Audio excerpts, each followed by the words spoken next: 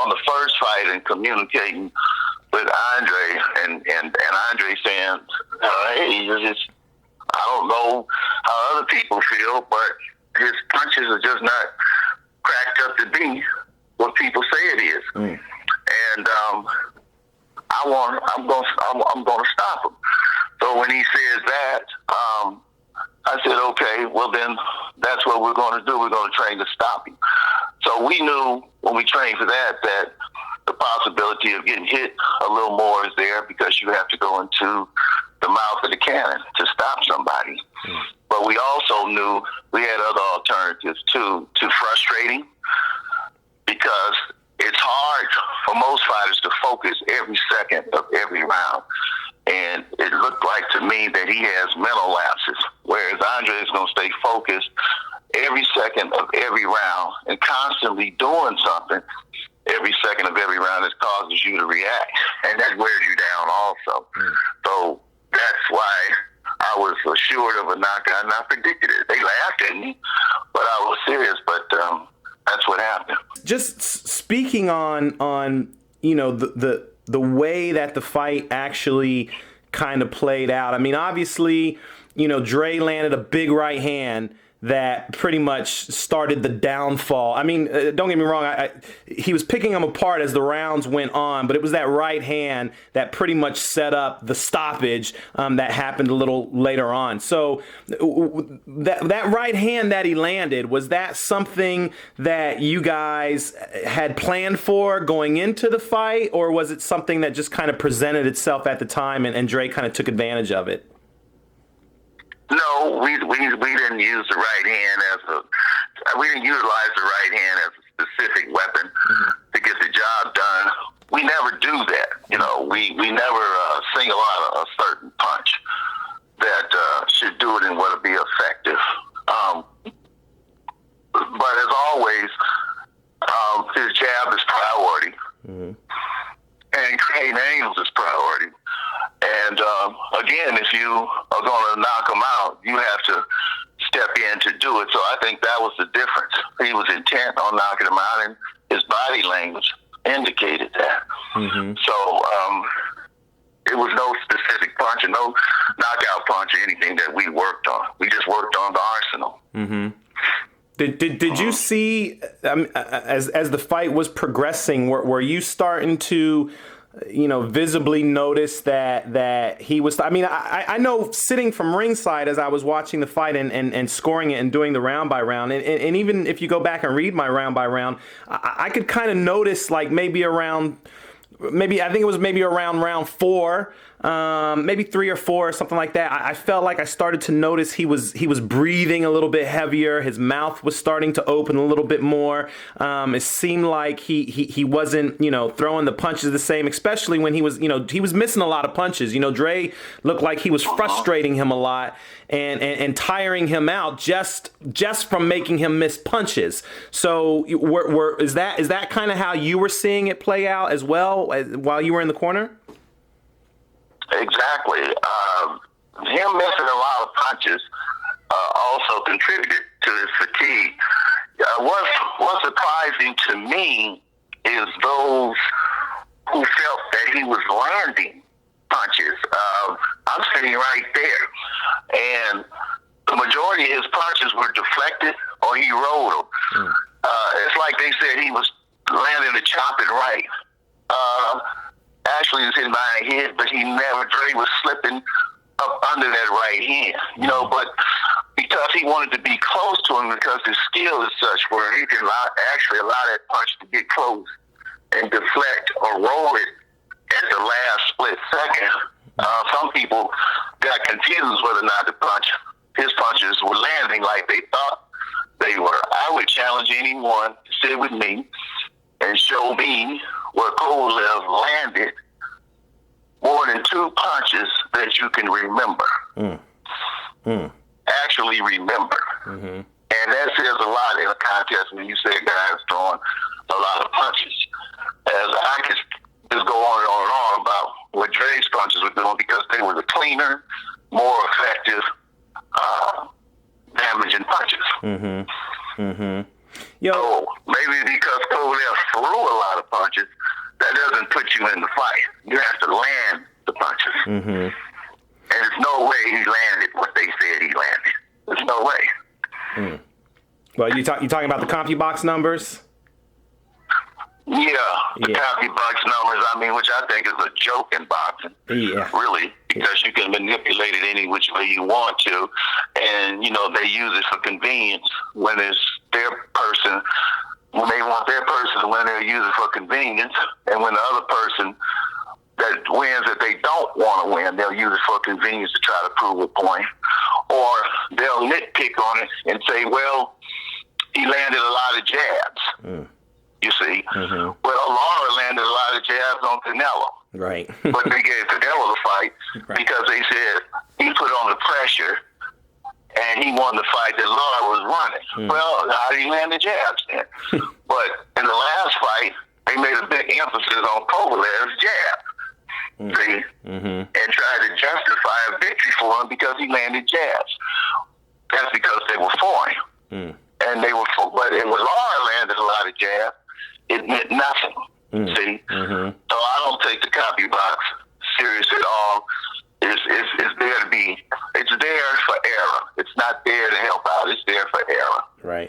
Yeah. And for what it's worth, I don't put any stock in CompuBox numbers either. I actually I don't know how many people actually realize how CompuBox works, but basically you have like one person watching one fighter and the other person watching the other, and it's like playing a video game. Like you're basically smashing buttons, and you have to be accurate and know, oh, that punch landed, oh, that punch didn't land, and it's very, very hard, and there's a lot of room for human error. So that's why I don't really pay too much attention to it anyway. So I think you're dead on as far as that's concerned. But I wanted to go back because you mentioned as you were talking about the gameplay, and obviously you mentioned the jab, but you also mentioned using angles, and I think that's kind of important because after Dre landed that right hand that clearly wobbled Kovalev, which I don't understand why he's telling people he wasn't hurt when he was doing a two-step and his legs were jelly after that right hand. But after he landed that right hand, there was about maybe a minute and some change left before the fight was stopped. So that's when Dre, immediately started going to the body, just breaking him down. Kovalev was kind of staggering all over, and at one point, Dre was going backwards as Kovalev was kind of bent over and stumbling forward, and Dre hit him with it was two uppercuts, bop, bop. He hit him with two uppercuts, and then he changed his angle up and got like probably the cleanest left hook I've ever seen landed on a body. I mean, he just switched his angle up and just blasted him with a left hook. And really, I think it was that left hook that ended the fight. Now, I know there was still some more punishment that came after that left hook, but after Dre landed that left to the body, Kovalev never lifted his right arm up from he kept that right arm pinned to the side and didn't throw anything else. He just kind of that was it. To me, that was pretty much the end of the fight. So just being able to see that whole sequence play out, is that something that, you guys work on? I was just kind of really amazed at how quickly Dre was able to recognize, he dropped those two uppercuts on him and then was quickly able to recognize, let me step to the side and boom, land this left hook. Well, again, it's a tribute to us being able to do the road work this camp and work on our legs. In the first fight, we couldn't do road work because of complications to the knee. And so he was more of a straight-ahead stationary fighter and moving from the waist up. But once his feet are in sync, where he's able to do the road, move his legs, he's able to change directions like that. He just missed the liver with that shot. He did hurt him, but he hit him on the lat muscle. So the muscle did take the shot, but it did a lot of damage. I know it was painful. And he just missed the liver maybe about 4 or 5 inches. If he'd have got that shot in his liver, it'd have ended right there. But no, he showed him angles and changes of position all night. On the inside, he shift over this way, shift over that way, and using his physical strength, let's just walk over that down. Do you think people take that aspect, his physical strength, that whole aspect for granted? Like you said, he was walking him down at times. On the inside, it was him that was kind of, like they say, bullying the bully, so to speak. And I know a lot of times people they think that Dre is not a strong guy because he's not all bulked up and muscular and everything. But thus far, I haven't seen anyone be able to outmuscle him inside the ring yet. No, it's going to be very few who have his range strength. And there's a difference between lifting weights and doing physical conditioning with weights or whatever to get strong. Mm-hmm. But we concentrated, when he was a kid, I concentrated on his range strength and his movements. Mm-hmm. So that's a different type of strength. But unfortunately, for an opponent, that's the only type of strength that work in the ring. Mm. Now, bench press not going to help you in the ring, and a squat is not going to help you either. Mm. None of those things are going to help you. It's other types of exercises that's going to give you the range strength, particularly in your movements. Mm-hmm. So, no, his physical strength is enormous. There's a lot of people have commented on that after they fought him. They look at him and they think, I'm the bigger, stronger guy. They base that on how the physique looks until they find out, man, I'm in here with a Wolverine. Mm. Talk to me about the actual stoppage itself. Obviously, I personally, I saw no controversy in it. I felt like the punches were right on the belt line. I know that Kathy Duva and her team, they're trying to make a big stink out of it, trying to say, he hit him below the belt.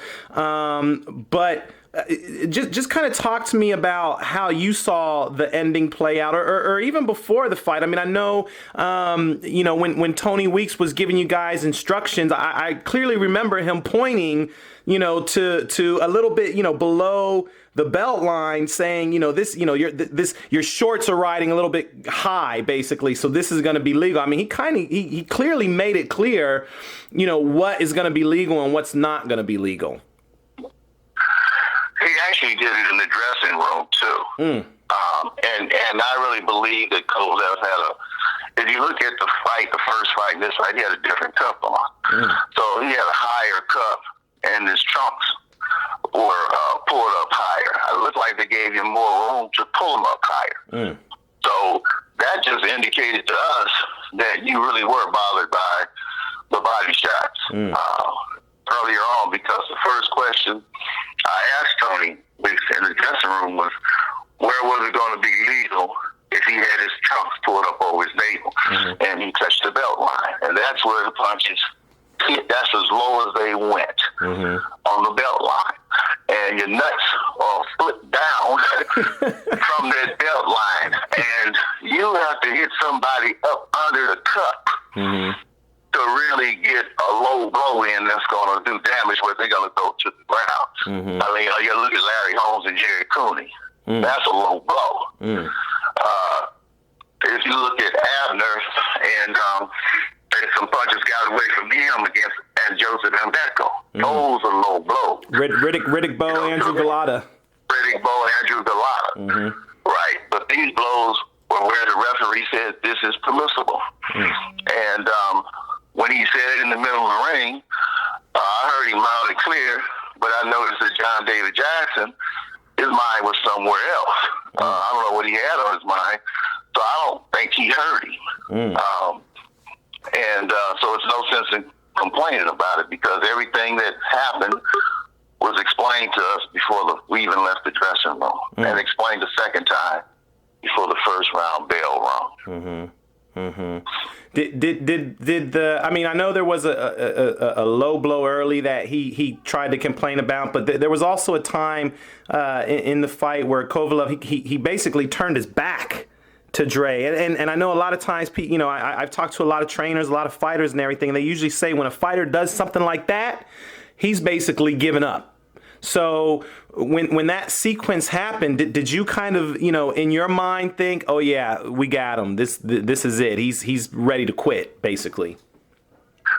Well, no, I can't afford to think like that. It goes through your mind because you really don't know the reason why he turned on that particular shot. Now, on the one he bent over and complained about where he was barely touched, that indicated to me that he was thinking about trying to find a graceful way out. Mm-hmm.